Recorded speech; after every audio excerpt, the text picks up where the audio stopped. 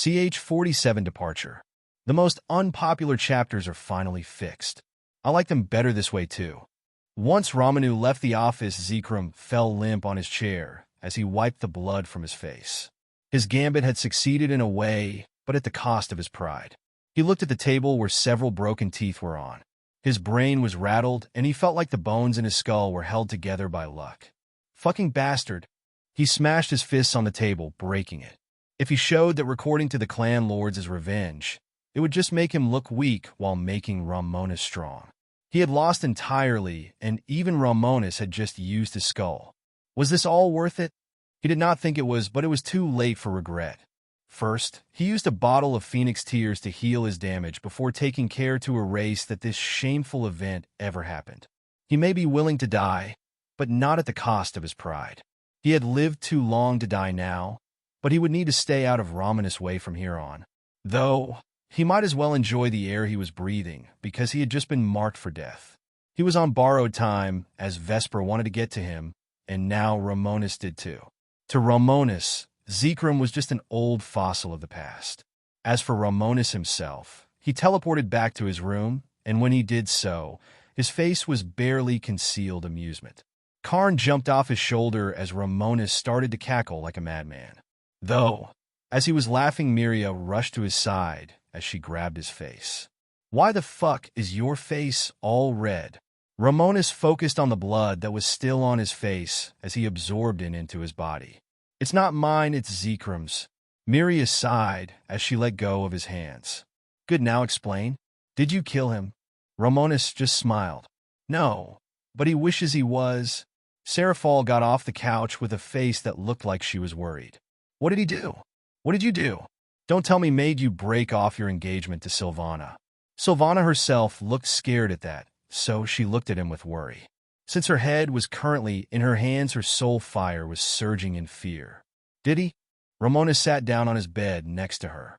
He reached down and patted her head. "No, we're still set to marry.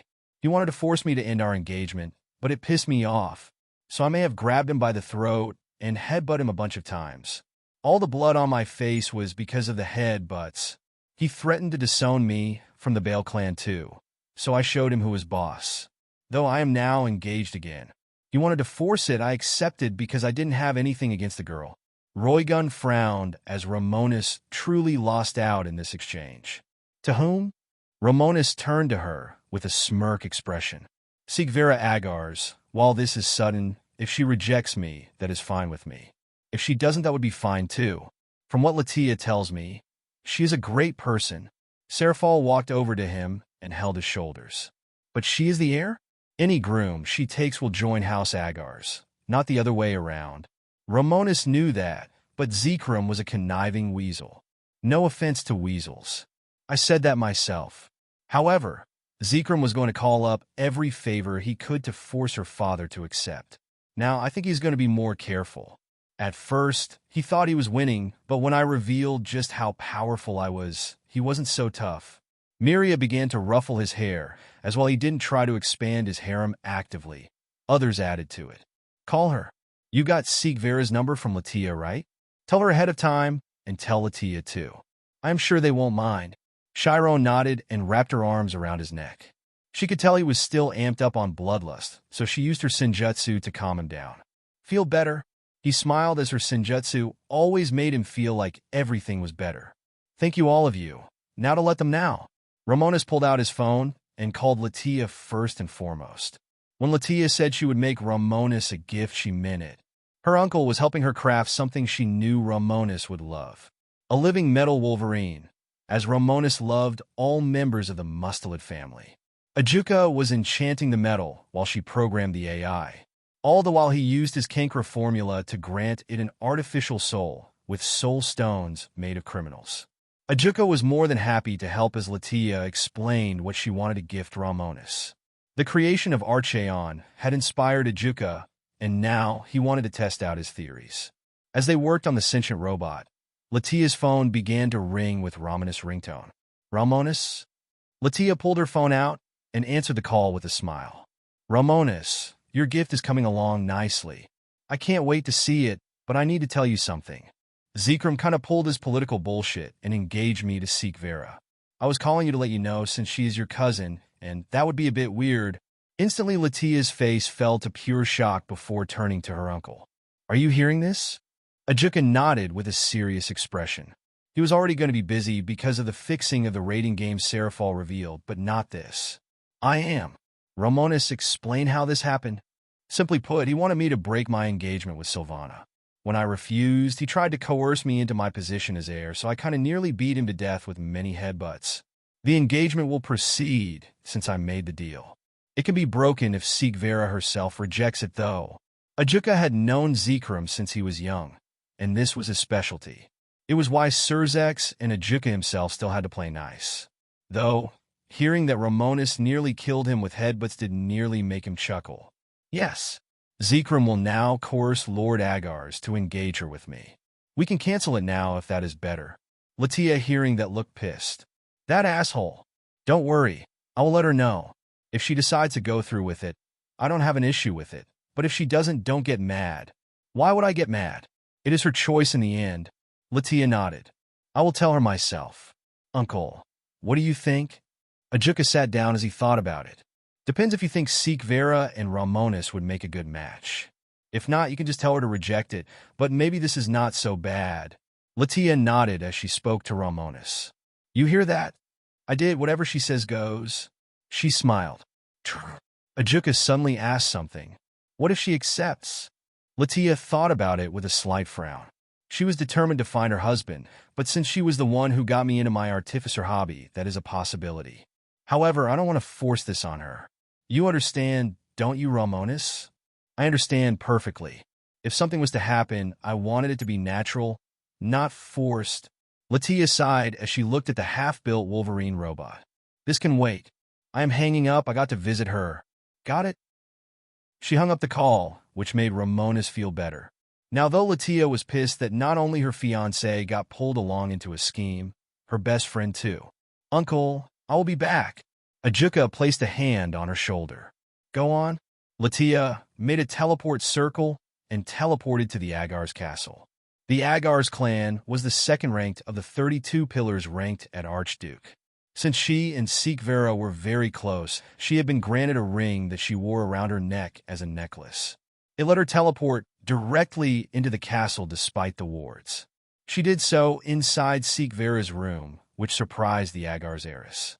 She had been building a Gundam her father bought for her from Japan.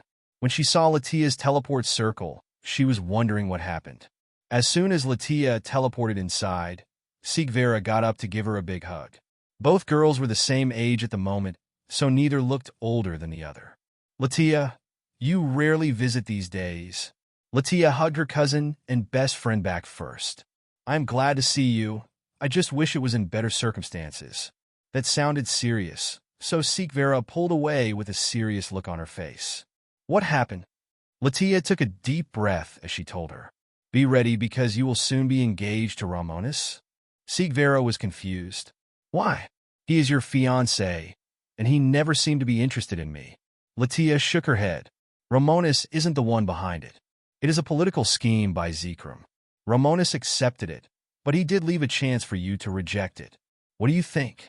Seek Vera thought about it, as this could be ended with a simple no on her part. Latia hugged her from behind and told her something. If you do accept it, just know I wouldn't mind being your harem sister. You were looking for a boyfriend, so why not Romonus?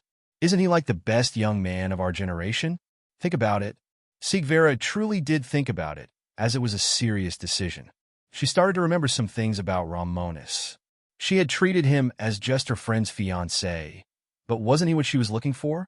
He wasn't arrogant about blood purity. He was a huge nerd when it came to blacksmithing and alchemy. He always helped Latia in her Artificer work, which was a bitter pill to swallow. She was the Gundam nerd while Latia had just picked up on it from her. Now Latia was making some serious tech that Seek Vera was trying to outdo with limited success. The few times she had met him, he had been nothing but polite and handsome. His dark purple eyes seemed to draw you in while his muscular body showed he was not a bookworm. Latia, don't get mad, okay? Would you care if I got to know more? Latia wrapped her arms around Seek Vera's neck hard. The Agar's heiress held her friend's deceptively strong arms. "Uncle, uncle, uncle!" Latia let go of her and let Seek Vera catch her breath. With a smile, Latia patted her head. "Not at all. Why would I get mad? Isn't it the first wife's job to help her husband find good matches?" Latia pulled her phone out and called Romonus, who picked up. "Latia, how did it go?" Latia was a little annoyed, but not too bothered. "Better than I expected. You talked to her?" Latia passed her phone to Seek Vera, who answered. "Romonus, we saw each other yesterday at your engagement. You just greeted my father and me." "That I did. I wish I could have spoken to you on better terms. Though, I'm sure you know about Zekrom wanting to engage us. If you say no, that is that, but if you decide to consider it, I am willing to try to make it work." Seek Vera shook her head. "I was thinking about it, but will I still be the next Lord of Agars?" Romonus was confused. "Yes? I don't think Zekrom wants to take that from you."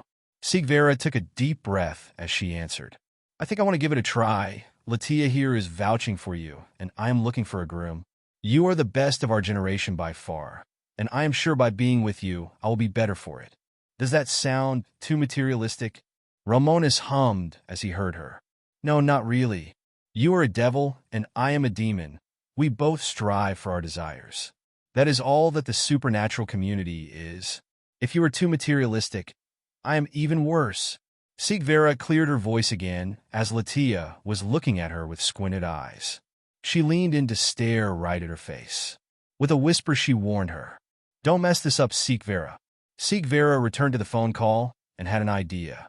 "If I talk to my father before Zekrom can pull his schemes, his control will be weakened, right?" Romonus thought about it. If her father, Lord Agars, moves before Zekrom, he will still be bound by our contract without being the one to move first. "That is true." Seek Vera stood up. "In that case, I will get my father on this. We don't have to get married as soon as we turn 18, do we?" "No.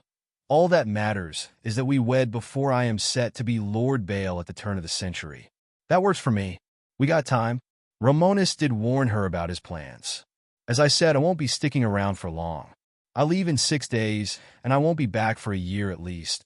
Seek Vera understood that. "That is fine, as long as Zekrom isn't the one to initiate things."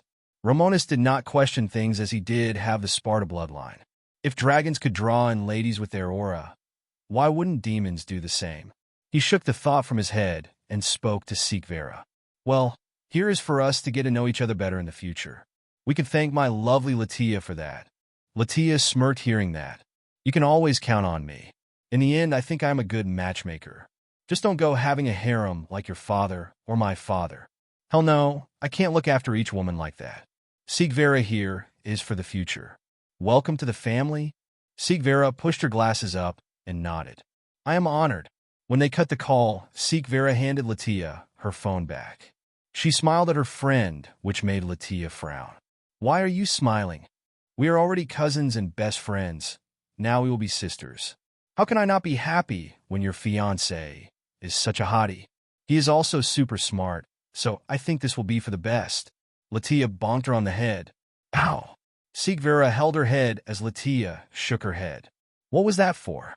Latia just bonked her again. "Not only did you make me and Romonus feel like crap for you, you just accept it? Where are the tears? The crying that this is not fair? That you will marry the man you find? You made it too easy." Seek Vera just rubbed her sore head, as she was more of a tactician and mage than anything. Latia, despite having a thin frame, was very strong because of the constant forging of her creations. I mean, what was the point? He was the best candidate? Wait, not again. She covered her head as she saw Latia pulling her hand back for another one. Latia snorted as she turned around. "I am leaving. Bye, Latia." Latia held her head high as she left. Seek Vera looked at her Gundam before standing up to go see her father and inform him of things. When Lord Agars heard of Zekrom's scheme, he was enraged as he had always been a supporter of Zekrom. He tried to keep the peace between the factions, but this action was starting to push him in the direction of the Satan faction. However, when Seek Vera told him that she did not mind and would like him to push for it first, he was confused. She explained the conversation she had with Latia and Romonus, which made her realize a way out of Zekrom's scheme was to get a drop on it. Lord Agar's was not so sure, but since his daughter herself was asking for it, he went ahead with things. However, he did not push for it first, and he waited for Zekrom to cash in his favors to get them out of the way. Zekrom did not expect Lord Agar's to not just accept, but push for the engagement himself. That made Zekrom realize that Romonus already told Sikvera and had come to terms with something. Lord Agar's waited for Zekrom to cash in his favors to get that leash off of him. Zekrom was pissed, but he could do nothing about it. Those favors he had been hoarding were gone, leaving Lord Agar's free of him. However, he would not mess with Romonus, as he had made it clear that he would kill Zekrom if he bothered him again. As for Romonus, the next 6 days came by quickly as he made a few final preparations for his travels. Itsuki, Chiron, Aquino, and Miria were going to leave with him for the vampire attack. Serafal, as standing Leviathan, could not go, and she was going to be busy dismantling the raiding game fixing along with her fellow Satans. Sylvana and Roygun would be coming with him on his travels after his apprenticeship under Dormuteth, the Abyss King, a lich who had lived since the time of the Persian Empire when he had been a death mage. Regardless, the day he would depart on his 5-year journey through the world was set to begin. His first action would be to invade Romania for Valerie and Gasper, then use the Grail to make himself and his peers stronger. The chaos he promised was here, and he would enjoy every second of it. CH-48 Vampire Assault 1 of 3. Over the next 5 days, Romonus was hard at work as he wanted everything to go smoothly. He spent it planning out the attack in secret as he had a few goals to achieve. When the day that Romonus was set to retrieve Valerie came, he was fully prepared. He wanted to save Gasper to give him to Rius, as he had no desire to have him in his peerage. He was important to Valerie, who was the most important Longinus user to his plans. With just one of the 3 grails of her subspecies Longinus, Rizvame managed to turn vampires into evil dragons and even make Trihexa mass-produce scale male armors. He wanted to use her power to grant him an immortal body along with his soul control. He could, in theory, make himself nearly unkillable to regular attacks that could not reach his soul along with his demon physiology. She was the child of King Teeps, who descended from the male vampire ancestor. That meant she had the potential to become beyond mighty with proper guidance. Gasper and Elmenhild Karnstein both gained power by drinking Issei's blood, and his strength had come from Drake. Since Romonus' demon bloodline came from Sparta, and it was passively getting stronger by his demon heart, she could become a demon vampire. With the Seraphoth Grail, she had the potential to join his peerage. If not as a bishop, he still had his mutation pawn piece. He didn't care if he had to start a war with the vampires, as Zekrom had done the same 8,000 years ago. He would not be revealing who he was acting as a free agent. He was already wearing Archeon, as he did not plan to delay for long. Serafal had left already, as she was going to be busy in the coming days. Roygun also got called back to the Belphegor clan because of her absence. This left just Aquino, Itsuki, Chiron, Miria, and Sylvana. Latia was supposed to come later today, so he was going to wait for her, but he could start the debrief. Romonus waved his hand and created over 1,000 spells and wards that glowed a dark purple to prevent his plans from leaving his room. The girls all watched in awe at the ease he could cast magic now. This was a result of the mutation his brain had undergone by the mana in his blood during the baptism. His demon heart constantly repurposed the mana Archeon produced through the dragon heart fused into him. That was then fed to Archeon, making the two stronger as long as they were linked. I will be frank. My first destination in my travels is Romania, and it is not going to be a peaceful trip. We are going to war. Miria crossed her arms as she could think of what he was going to do. You plan to attack the vampires, right? For what reason? Romonus started to explain it. Yes. I have kept it on the down low, but you all see the medallion on my neck? Inside is the soul of my distant relative Vesper Carmilla Bale. She is the great-granddaughter of Zekrom Bale. Her father was his grandson, and her mother was a pure-blooded noble vampire of the Carmilla physician. She was told that her father forced himself on her mother, but that does not seem to be the case. When she killed him in revenge, Zekrom hunted her down and captured her. He turned her into Blood Drinker the demon, sword I used to carry around. I managed to get her free, and in this attack, I have 3 goals. The first and most important is to take the damper daughter of King Teeps, Valerie Teeps. She is the possessor of the Longinus Sephiroth. Second is another damper, Gasper Vladi, who is the holder of the forbidden Baylor view. He is just as important as the evil god Baylor is sealed inside his eyes. Baylor is the grandfather of Luff, the sun god of the Celtic pantheon. Same pantheon the patron god of Sylvana, Arwen, is from. The third is to capture the grandmother of Vespera, as she is going to possess her body to reform her own. Any questions? There were many, because he was starting a war. Most of the members of his peerage were young, but he had done his best to get them ready. Itsuki, as a former human, was concerned. Will we have to kill people? Romonus nodded. You will, but if you don't, more people will die. We do this, and we prevent what is to come in the future. This is something none of you know, but I can gaze into the future. If we do not do this, Rizavim Levon Lucifer will extract her Longinus and kill her. He will use Sephiroth Graal to bring back a creature that God had to seal away, Trihexa. It is on the level of the dragon gods, and it will devastate the supernatural world. Worst of all, Trihexa is just the beginning, because why do you think Great Red stays in the dimensional gap? Beyond the gap, there are 2 races of powerful gods. The Eevee, sentient machines with transcendent power, and the Atold, the spiritual gods. The Eevee are conquerors who only revel in war. They have wiped out all life in their universe and several other realms. Our realm, Dragon Deus, is up next if they find it. That raised so many questions, but if what he said was true, this would be necessary. Sylvana pondered on things, as this was a very good reason to start something like that. Trihexa is on the level of the dragon gods? Why did God seal it?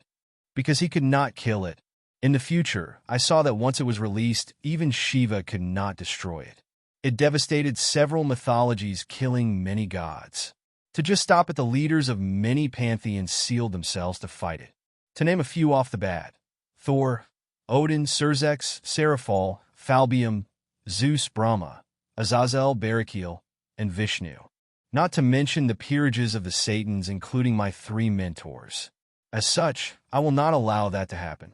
I will not lose my brother, my girlfriend, and my mentors all in one go. Itsuki clenched her left hand. She had known Odin as a funny old man who, despite being a pervert, always gave the kids good advice in life. If kind of misguided, she had to admit. Got it. In that case, I can stomach this attack. Chiron stood up, as she was also on board. Got it. We save the world. Aquino felt horrified, as she had come to terms that her father was not responsible for her mother's death. She could not talk to him in person, but she texted him updates on her life. Thinking that he would seal himself away terrified her. We can't let that happen. If that is the case, I will go along with you. Miria chuckled at the young blood. Man, I just joined your peerage. You got me a war already. I knew you loved me. Sylvana stood up and held her hand out. Her scythe, which was propped on the wall, flew into her hand, which she started to twirl with ease. In that case, count me in as well. I have never been in a real fight before other than training matches with my father and mother. I'm still a death magic user, and I can get in close. Romonus pondered on something, as she was already in the ultimate class middle stage. She was blessed by a god of death and war. Due to the nature of her birth, she had the lineages of 2 noble lines of supernatural creatures. Her soul had been formed by the union of a noble Dullahan and a Viviton, so she was scarily talented. If I can't find a second knight after the first one I got in mind, remind me to ask you. She smiled at the invitation. I am glad you appreciate my talents. Romonus gave her a thumbs before he told them his goals. Of course, it won't matter if we are discovered, as the vampires are not all that strong a faction or liked. We teleport near the castle of King Teeps first, as Valerie takes precedence over anything else. I will create a massive bounded field to trap the castle and town before we move in with full force. Once we have her, we assault the Carmela faction for Vespera's grandmother. As for Gasper Vladi, we can try to extract him without a battle. He is a damper, and vampires do not care for their half-breed children. Any more questions? Shryon, Aquino, Itsuki, Miria, and Sylvana all seemed perfectly ready. Even Karn, with his fancy Victorian hat, was jumping ready for battle. They would leave if Latia had not asked him to wait, because she wanted to give him his gift. Before she arrived, he continued to plan with the girls, as each one was going to be in their first official battle, except for Miria. She began to tell stories of the Great War, and how many angels, fallen angels and devils she had slain. She even spoke of the Civil War briefly, which captivated Karn. The stories of her killing a devil by bashing his head in with the head of his friend called to him.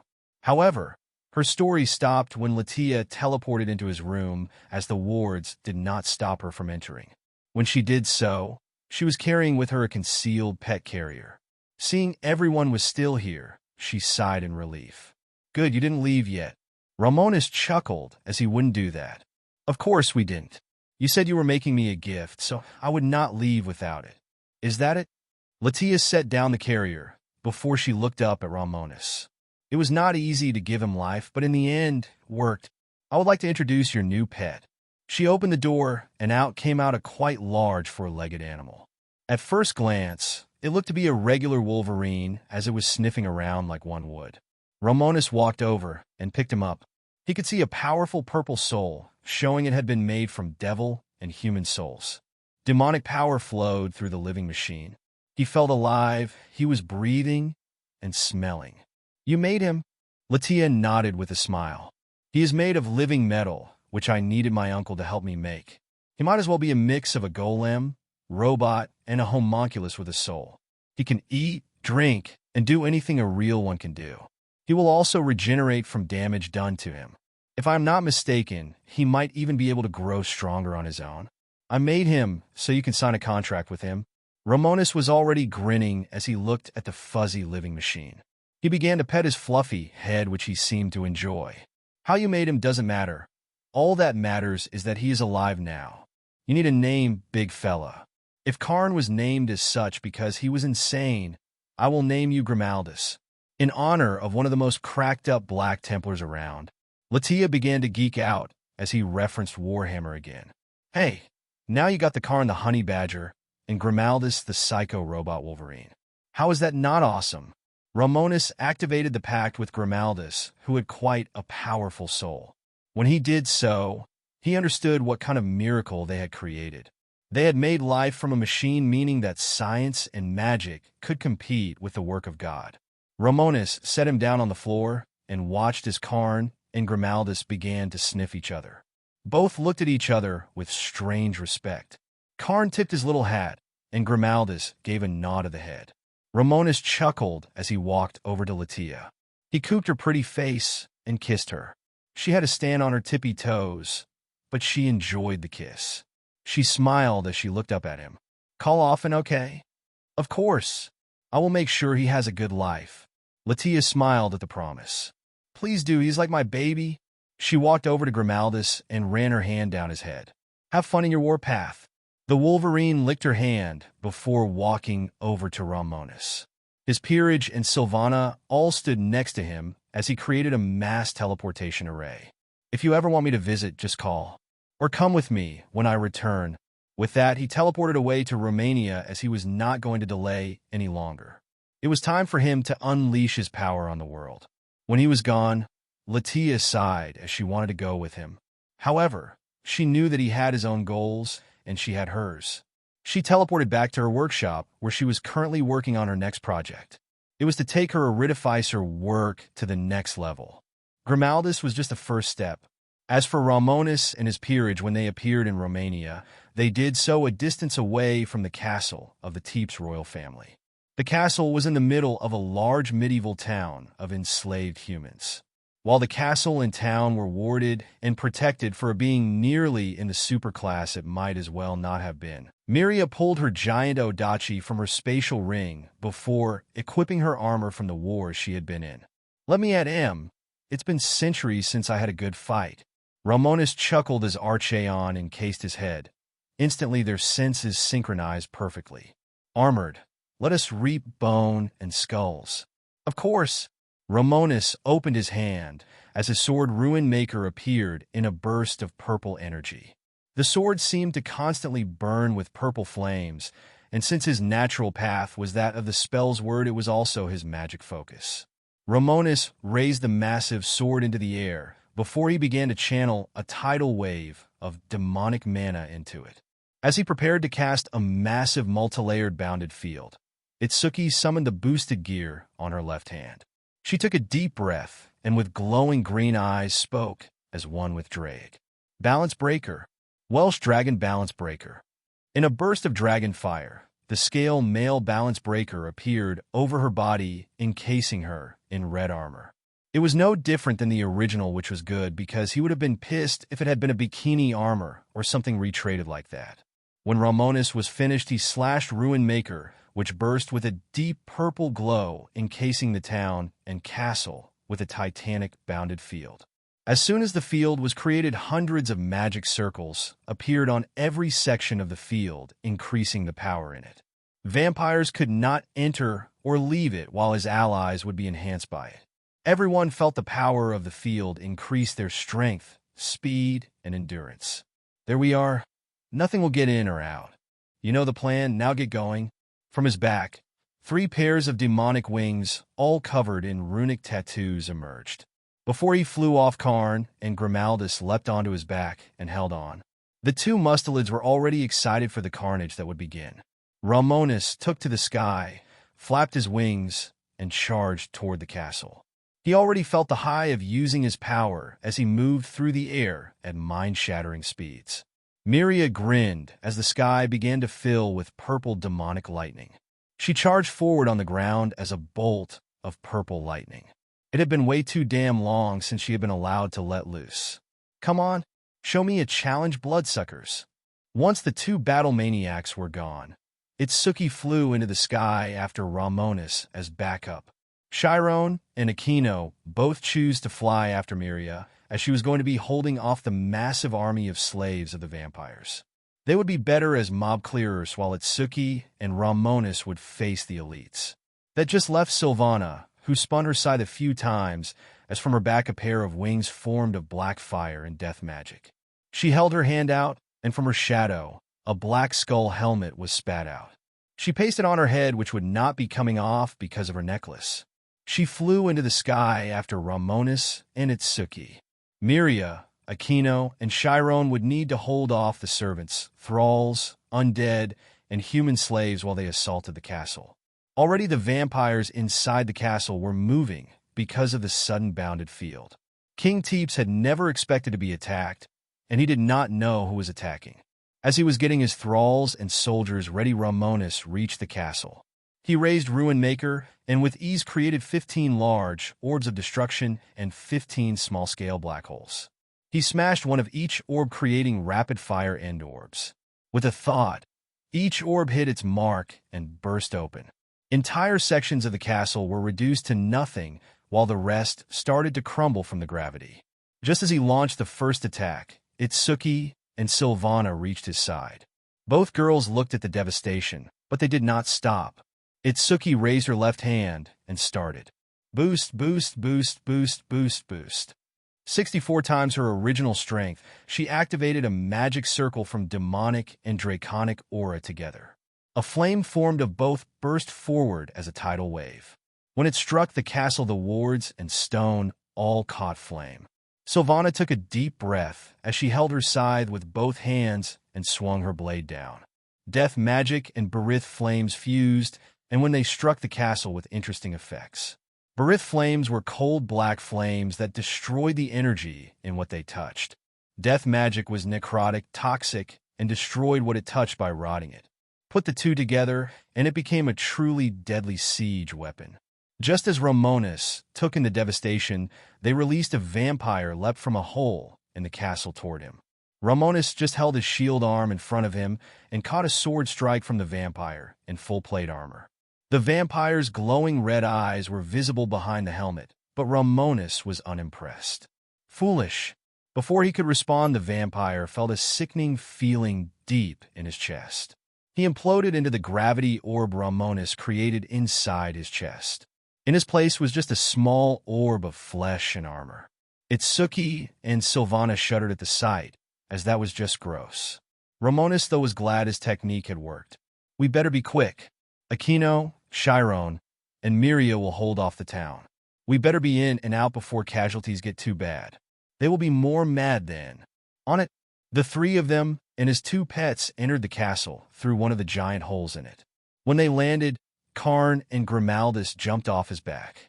Romonus looked down at the two psychos. Go on, you two. Search and destroy. Stay together and fight as one.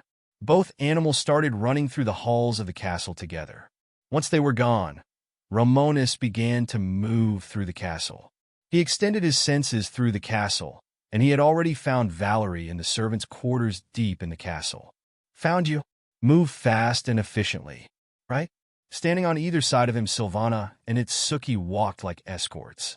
It was not even a minute before over 50 vampires in full armor were running toward them. Vampires were famed for their breakneck speeds, and it was no joke. They were more armored blurs than anything, but Romonus and Archeon were hungry for battle. Romonus moved forward and is moved with Godspeed. He was faster than these vampires, stronger than them, better equipped and better trained. With a single hand, he swung the Ruin Maker through the vampire's armor with ease. He was not using any abilities held by Ruin Maker, just using it as a sword. When he cleaved through a vampire, nothing seemed to happen for a moment. However, a purple burning slash split the vampire in half. He weaved through the vampire's speedy and flashy sword slashes with ease. He tilted his head to avoid a rapier before he stabbed his blade straight through the chest of 3 vampires. They exploded into purple dust and slag in moments. In the meanwhile, Sylvana moved faster than these vampires and began to slice and cleave with her scythe to deal death. She took a deep breath as her undead heritage calmed her nerves. Her eyes glowed a deep yellow as she moved alongside Romonus. Scythes were terrible, unyielding weapons, but she made it look like it was a sword. She held the scythe in both hands and began to cleave a bloody path through the vampires alongside Romonus. Both of them moved so quickly that the 50 vampires were dealt with in moments. Itsuki did not even get to kill one, which made her sigh. The art of the kill is about who is first. Yeah, I hear you. Romonus roared to the sky, causing it to echo through the castle and town. He felt alive more than ever. If only these vampires could make him use his devil trigger. Armored the souls. Ah yes. He held his sword out and dragged the vampire souls into it. It was a good place to store them for when he needed them. Once the first skirmish was finished, he felt his soul sing with joy. This was it. This was what he had been desiring his whole life of training. 12 years of non-stop studying the magic arts, the path of the sword, and the brawler. All worth it. Let's move. Both Sylvana and Itsuki began to run with him as they moved deeper. They were not devils right now, just killers.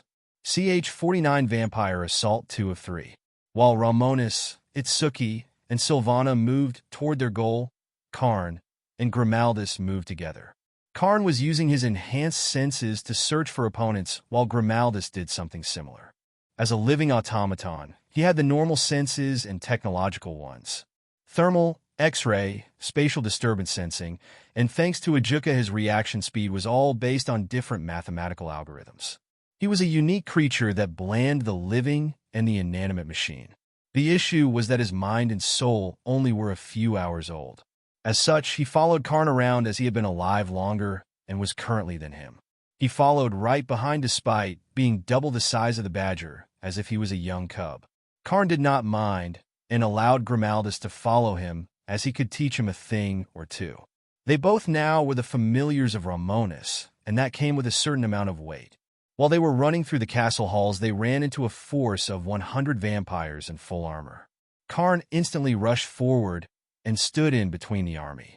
He started chittering and snarling as he released his conditioned controls over his berserk rage. Grimaldus, not doubting him for a second, stood next to him and did as the senior showed. The vampires, though, seemed unimpressed, and one of them swung his sword, launching a blade of blood at Karn. The attack hit the small badger directly on the head and sent him flying into a wall. Grimaldus turned around to look at Karn, but his calculative mind seemed to think he was fine. Before Grimaldus even moved to retaliate, Karn got back up with a massive wound, exposing bone from his nose to his neck. Blood leaked from the wound, but the badger was not focused on his wound. He was looking at the ground, at his Victorian hat, because it had been cut in half. When he looked at the two halves, he went berserk. A violent red and purple aura burst from his body as his claws and fangs began to glow a magenta hue. His wound closed, and his fur stood up as he started to grow larger, already double the size he had been before. His muscles bulged as his demonic energy and wrath flowed through him. The hat he had grown to like had been damaged. It belonged to him, and these vampires took it from him. Mouth frothing mad, he launched himself back at the vampires with a roar that echoed through the castle. The leading vampire raised his shield and roared his orders, almost freaking out. He had no idea what creature Karn was, but to him, it must have been an undiscovered species of the underworld. Kill the rat! His vampires ran at Karn, who swept out with his crimson claws. They were specifically made to channel his wrath and hate through them. When he swiped with bulging arms, massive magenta blades struck the shields of the shield-bearers. These were tower shields that held strikes from other vampires, but they felt the bones in their arms fracture from the power. The vampires never expected a small animal like Karn to pack such a heavy blow. Their shields, which had been forged from blood metal, dented and cracked from the first wave. Each shield-bearing vampire surged blood into their shields to heal the damage, but Karn was already past the point of no return. In his mind, the only thing that existed was blood and rage. With a snarl, he leaped straight over the shield-bearers and into the thick of the vampires. Once he was here, he released his emotions, causing his eyes to look like orbs of blood. He pounced forward and bit down on the helmet of a vampire who screamed and stabbed him with his claws. It did not save him, as his claws, which could cleave through metal, were stopped by the fur and thick armor-like skin. The insane badger ripped his head off while the other vampires began to slash, stab, and kick Karn, cutting open his flesh. Grimaldus, who was watching, snapped out of it and went to Karn's aid. He opened his mouth, and in moments a magic circle appeared in the back of his throat. He blasted a twin stream of dark crimson flames which spiraled into a tornado of fire. The vampires did not see it coming, and those hit were rendered down to slag. Not leaving his senior behind, he surged demonic energy into his back, which shifted into a twin-linked laser cannon of sorts. Essentially, Latia had explained the concept of Adrathic weapons to her uncle, and the Satan had done his best to imitate them. These imitations did effectively the same thing and undid the molecular bonds of the atoms of what they fired. These were just one set of the terrible weapons Grimaldus could warp his body into. He started to run around and fired twin-linked beams of unstable energy, destroying vampires into atoms. Karn bellowed and slashed over and over, launching more and more blades of rage to fly. The vampires did not stop attacking, and one charged at full speed and stabbed Karn with a spear through the left eye. He put all his strength behind it and even stabbed his brain, which would be a lethal blow to any creature other than Karn. Almost grinning, Karn pulled his head back and swung the spear still stuck in his eye to smash the vampire's head off. The berserk badger ripped the spear out of his eye, and under the fearful gaze of the vampires, all the wounds they inflicted burst open. A bloody mist, which for a vampire would be an advantage. But Karn's blood was not normal. Under his frenzy, it had boiled into liquid fire. He was losing blood by the second, but deep in his chest his heart continued to beat away. If dragons had a dragon heart and Romonus had a demon heart, he had a rage heart, which is rage into energy, which was used to keep him alive. As a honey badger, rage was never lacking. Discharges of boiling rage blood spilled from his wounds and mouth-melting vampires. Grimaldus, unsatisfied with being at a distance, undid his cannons. His front arms seemed to turn into metal, and a matter disruption field shimmered over them. He leapt into the fray and helped Karn wipe out the rest of the vampires. Once all were dead, Grimaldus did not collect the souls for Romonus.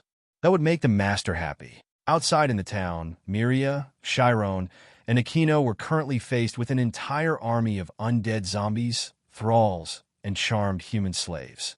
Some came from the town, but the rest came from the castle itself. It was a massive army of slave soldiers led by a few nobles in fancier armor than their guards. The pale-faced vampires seemed to be content to watch as the three were going to be supposedly overwhelmed.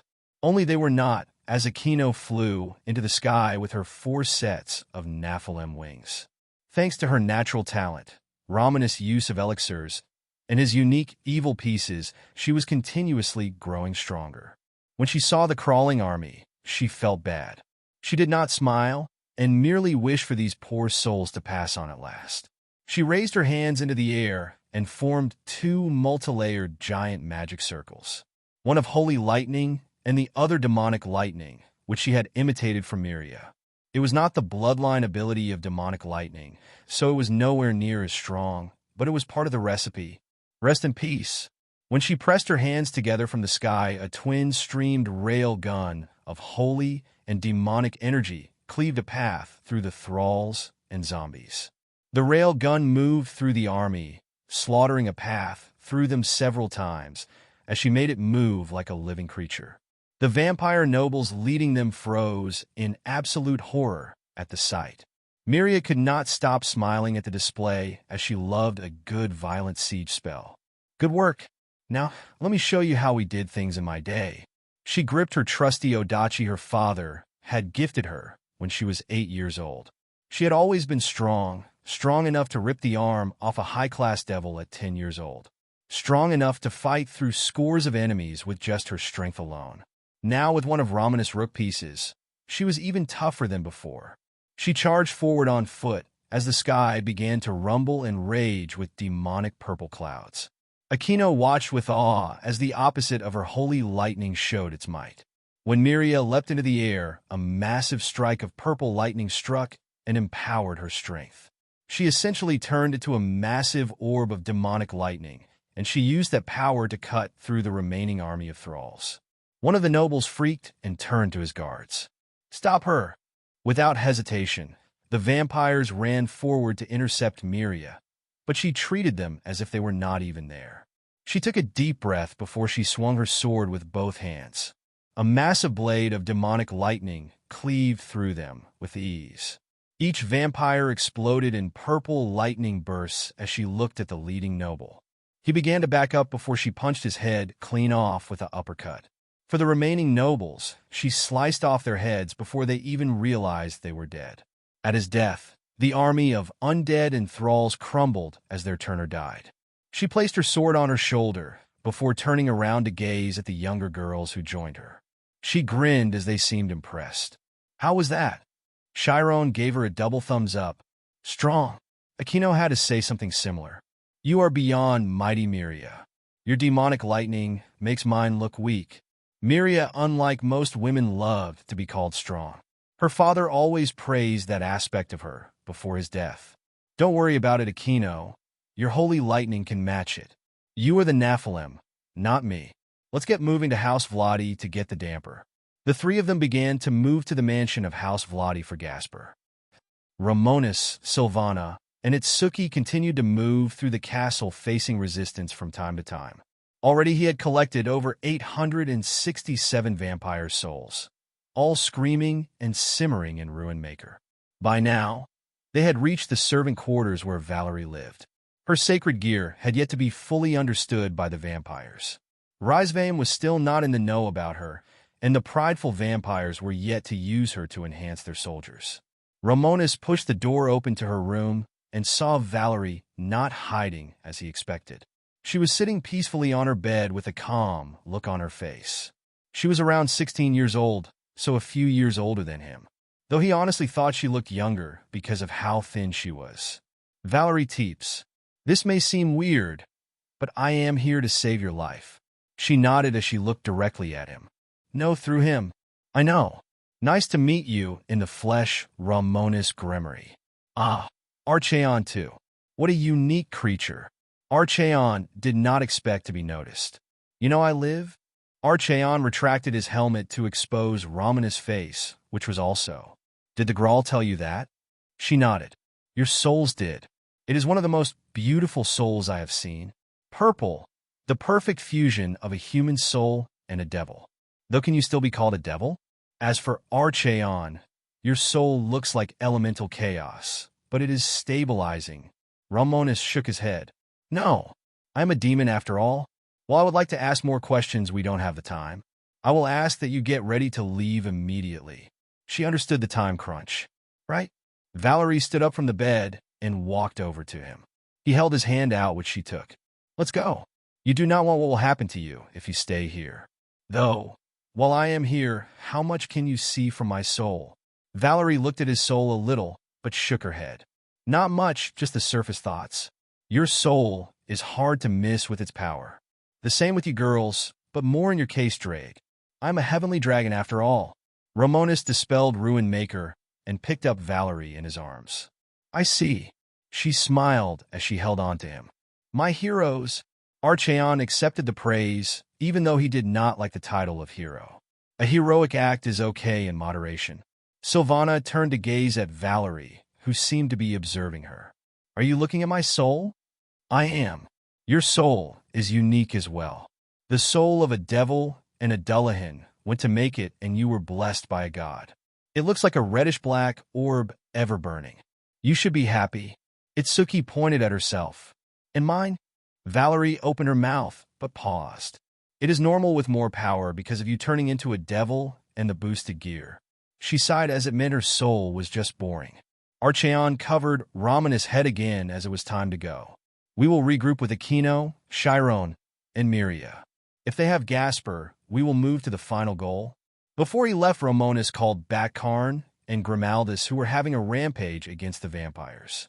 Both were wounded, but because of their unique abilities, they regenerated faster than their wounds piled on. When both appeared in his familiar pact, they were annoyed that their prey was gone. However, they knew that it was time to go, so they took the chance to heal. With them back, Romonus teleported them out of the castle, appearing next to Miria, Aquino, and Chiron, who were running out of the Vladi mansion. Chiron was running with a small cardboard box that Romonus could tell contained Gasper. Valerie smiled at the sight of the soul inside. Gasper, I'm glad you're all right. Hearing her voice, he called out to her. Valerie! She smiled as she looked in the hole cut into the box. That is me. We are saved. Romonus did not want to delay any longer and opened a teleport circle to get out. They did not leave Romania, though, before they appeared in the territory of the Carmilla faction. When they arrived, Romonus placed a hand on his bat medallion. Vespera, who is your grandmother? Elena Carmilla. She is a descendant of the female vampire ancestor. Romonus set Valerie down, as this did not need to be as rough as with the Teeps. I will do this alone. Miria frowned at what he said. Seriously, after all this? Don't keep it all to yourself. Romonus knew she liked to fight, so he tried to explain it. Trust me, I'm going in and out. I only need one vampire. No need to attack at full power. Sylvana rested her scythe on her shoulder. I was having fun with this, but if you feel you can get it done faster on your own, then go on. We will wait here. Aquino felt that was for the best. True, if you want to sneak in, you going alone might be the best choice. Archeon corrected her. Not alone, he has me. With that out of the way, Romonus and Archeon turned invisible before they both began to move toward the Carmilla faction castle. He had Vespera, who was the granddaughter of this vampire, to act as a beacon. He also already had her location, and he moved quickly and efficiently. 50 Vampire Assault 3 of 3. While his peerage waited for him, Romonus moved on foot. He and Archeon were running at speeds that would make them look like a purple shimmer. Beam of light. However, with their joined efforts, there was no sound, no light show, and no shockwave. They barely had any energy fluctuations with microcontrol over their auras, making them impossible to track. As they moved, Romonus sent a constant link to Vespera. Anything to say before you get your body back? By that point, he had reached the castle entrance, but using the darkness abilities granted the dark steel used in Archeon, they burst into shadows to enter the castle discreetly. Vespera thought back to her childhood, which was a dark time. There is not much to say.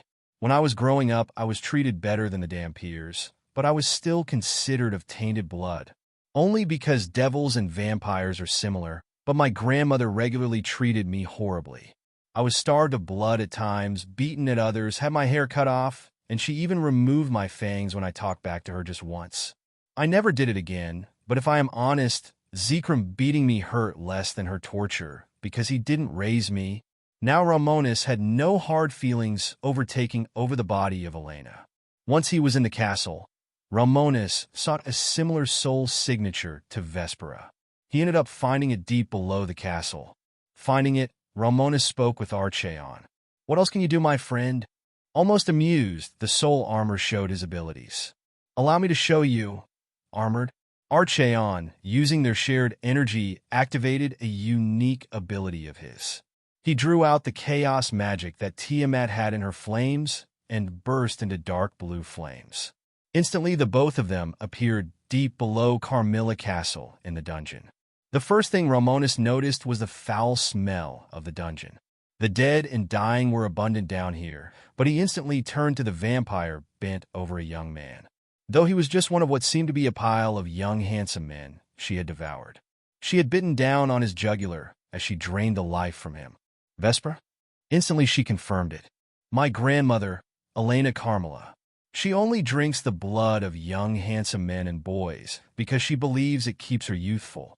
Romonus crossed his arms and waited for the white-haired vampire to finish her meal. When she was done, she opened her jaws and sensually licked her lips. She stood up and wiped her face with a handkerchief. Elena was not just a pure-blooded vampire. She parted the line from the Carmilla female ancestor. She was also a very seductive woman. She had pale white skin, bright red eyes, a doll-like face, long platinum hair, and breasts almost as big as Venelana. The red dress called out each of her curves, but Romonus was not here for anything else. "Elena Carmilla? Tell me, have you heard the name Vespera?" That seemed to knock her back. "Who the fuck are you anyways, and why do you ask?" Romonus suddenly reached up and removed his bat medallion. "She needs your corpse?" Before she could respond, Romonus moved and appeared behind her. He placed Vespera's medallion around her neck and placed his hands on either side of her head.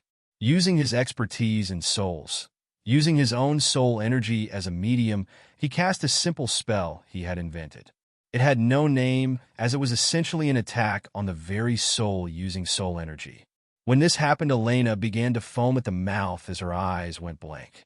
They rolled back into her head as she went limp to the ground with a cracked soul. He grabbed her arms and waited. "Come on, Vespera. We don't got all day." Vespera chastised him, as this was not easy. "Don't rush me, Romonus.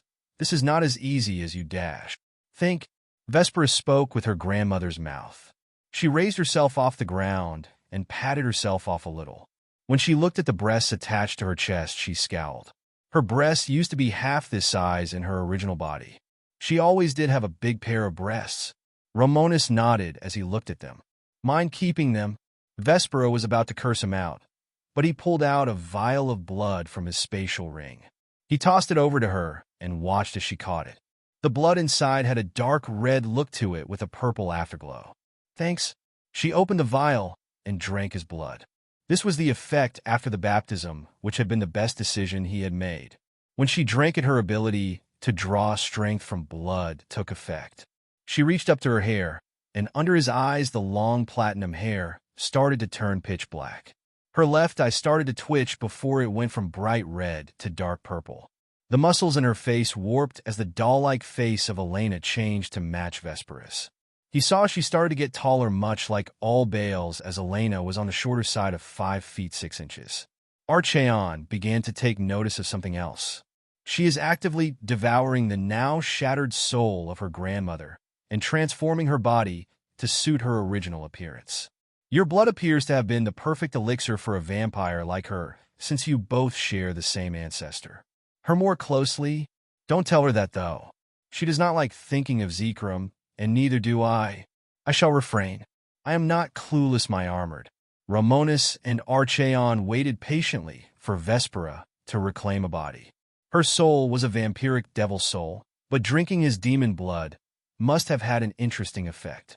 Over 10 minutes after drinking his blood, Vespera had finished her transformation. She was back to her previous 6 feet 3 inches height, and she had kept her grandmother's breasts. Though they looked better on Vespera because she was taller.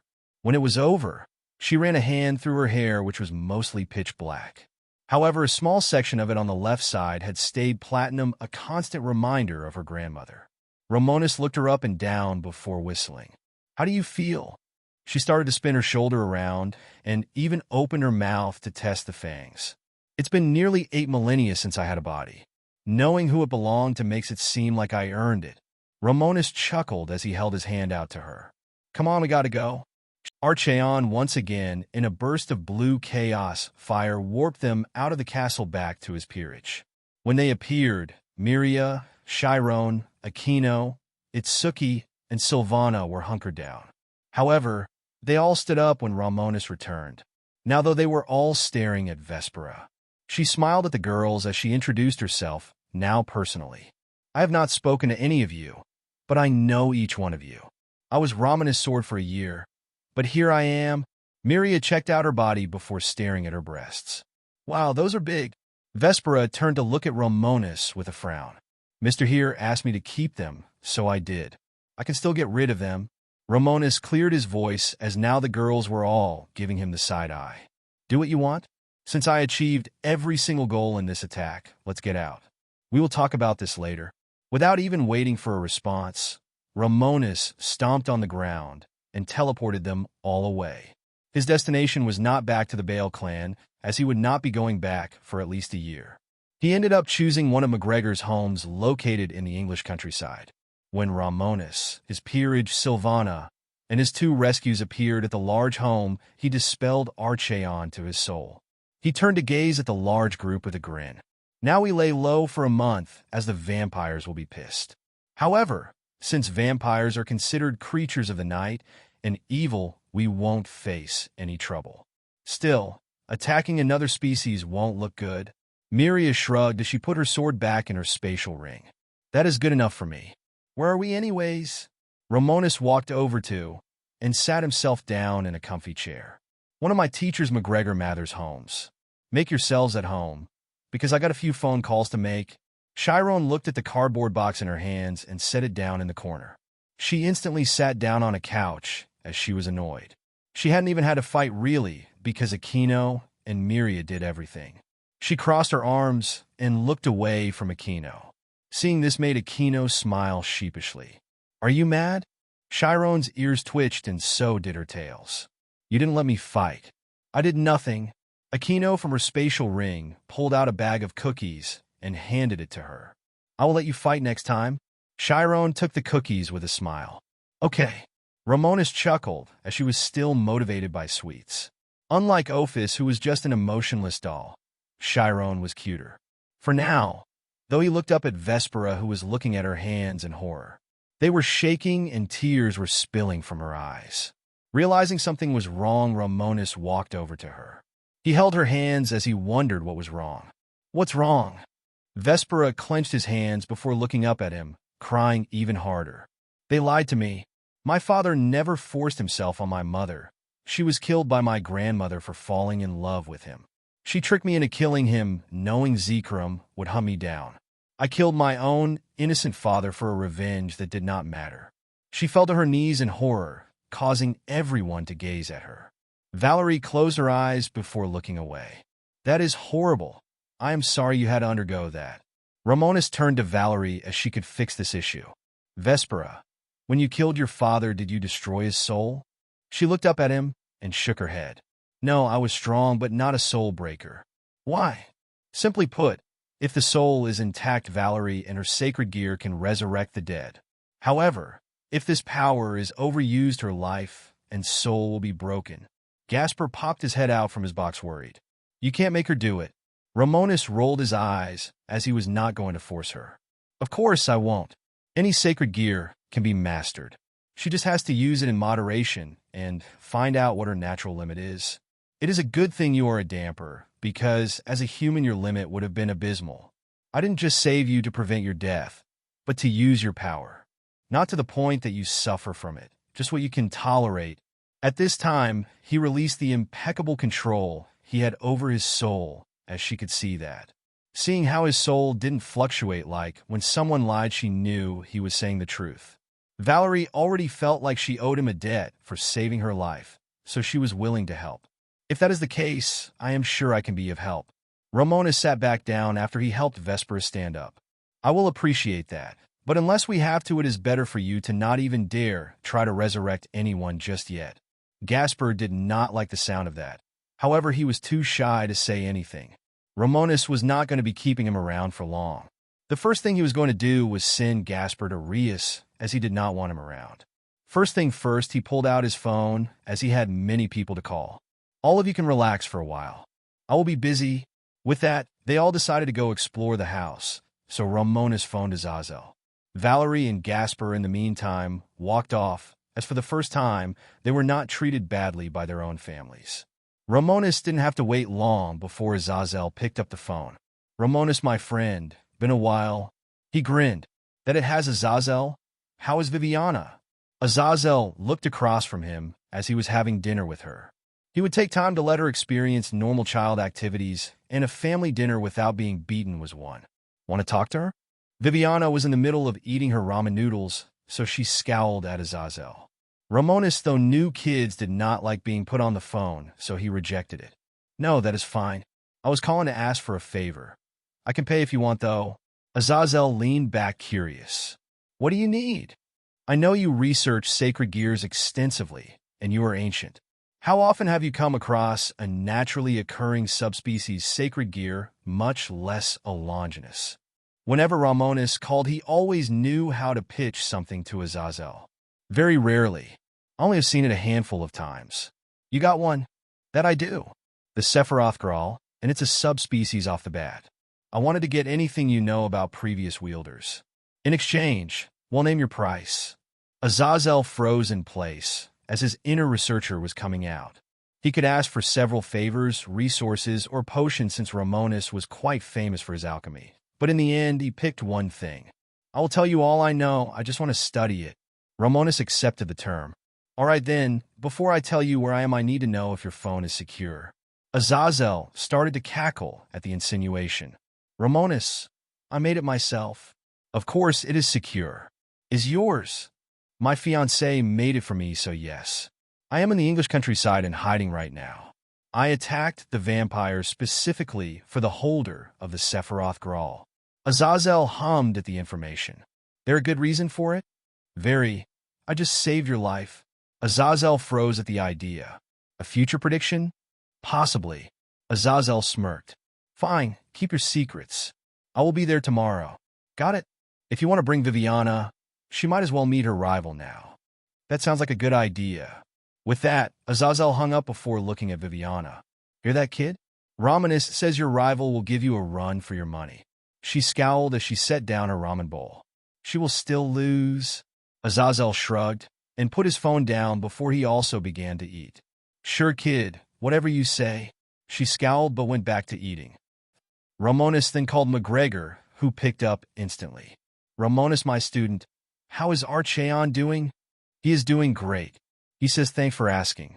On another note, I wanted to tell you that I am taking Safe House 4 on my own for a month or two. Once the waters cool down, I will spend time learning under your Lich mentor." "Understood. I will tell him and see you in a few days." "If you were laying low, you must have done something big." "That I did. See you then, master." That was all the phone calls he had to make, so, for now, Romonus decided to look through the house to pick out his room.